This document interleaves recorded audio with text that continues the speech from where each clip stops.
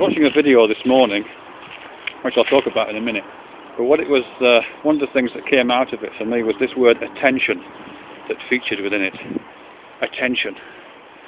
Now I was just thinking about what attention is and how it might feature within a kind of, I don't know, a set of instruments for a kind of management of psyche and the organisation of consciousness or something like that.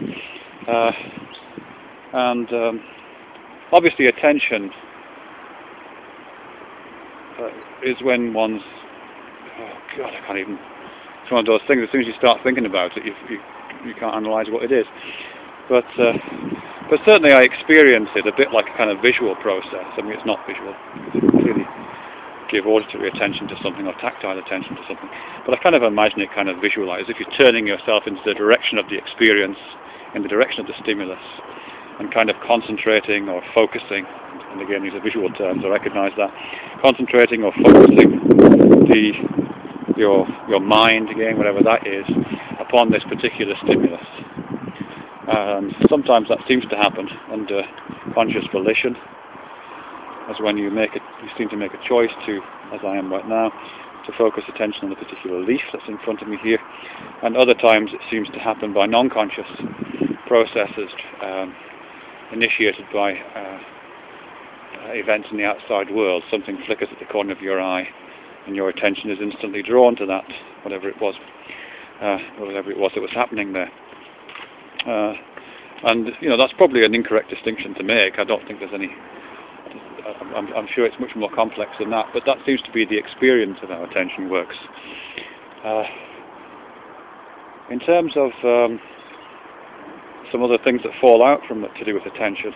Firstly, attention is part of education and training processes. At least that's how I conceive it. That certainly the ways that if I'm trying to learn something, I've been trying to learn the harmonica recently, for example, and one of the ways that I'm trying to learn the harmonica is by giving particular attention to things that I'm doing with my mouth and throat and breathing, things that I'm doing with my hands, that normally I wouldn't give any attention to at all. So I'm giving very particular close regard to those aspects of my behaviours and my relationships to the environment, even the close-up environment of a harmonica, so that it becomes part of the training process. Presumably part of that isn't just, it's not just about teaching my lips what to do or something like that. There's something cognitive going on there, which I presume is something to do with strengthening neural networks, creating and reinforcing activation patterns, something along those lines must be taking place. To kind of revisit some language I've used before, what I'm assuming I'm doing there is to affect the topology of the chreodic landscape of my cognition. There's a greater probability of a certain kind of behaviour being initiated through that cognitive process, because the connections are being strengthened, the probability landscape, the chreodic probability landscape of those activities has been moulded through acts of conscious volition to potentiate that action, and that again is through active attention. The thing that, I guess it's kind of related to that, and this is where this video I was watching this morning comes in.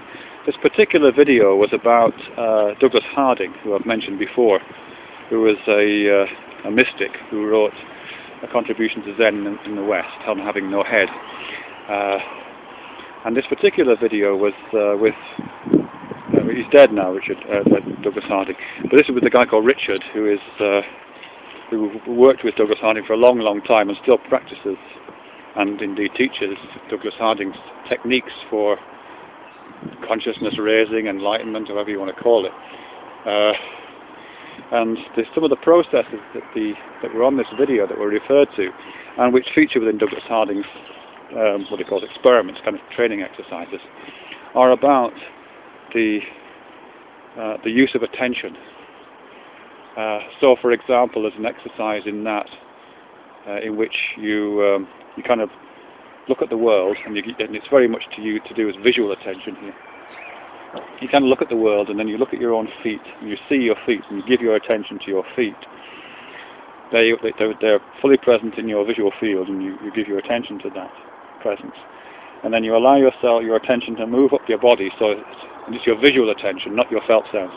You're giving full visual attention to your body, but at a certain point, just at the top of your chest, you can no longer actually see your body. There's nothing to see above there, really. You can't see your own head. But your attention continues. And what happens at that point, and I can kind of verify this from my own experience, is that your attention goes to what is literally in the visual field, just above the top of your chest, which is the outside world. You can kind of, the kind of world starts, the open space of the world starts at the top of your chest, taking that visual image kind of literally, and just attending to what is actually happening within that visual field. So what you find yourself doing is attending not to an object in space, but to a large space in which there seem to be objects, and those objects are themselves permeated by space themselves. So you find yourself attending to this space, and kind of becoming identified with that space, actually, through this active attention. And as I think I've mentioned before, there's a really nice little essay written by a Buddhist monk, and the essay is called Noticing Space, in which it's a similar kind of thing, where you give special attention to the shape of spaces between objects, a little bit like Rachel Whiteread's sculptures. You give your attention to the spaces between objects, the spaces between the trees, or the shape of the sky as it's carved out by the branches, and that mobilisation of attention in that particular way presumably strengthens certain neural networks of attention, which correspond to that attention. Presumably strengthen the activation patterns, change the chreodic landscape, make it more likely that one is able to enter that pattern of noticing more easily or more frequently, perhaps spend more time there, perhaps that kind of experience of being in that landscape forms kind of part of the backdrop to one's ordinary life. Those are the kind of things I think that are happening with that mobilisation of attention.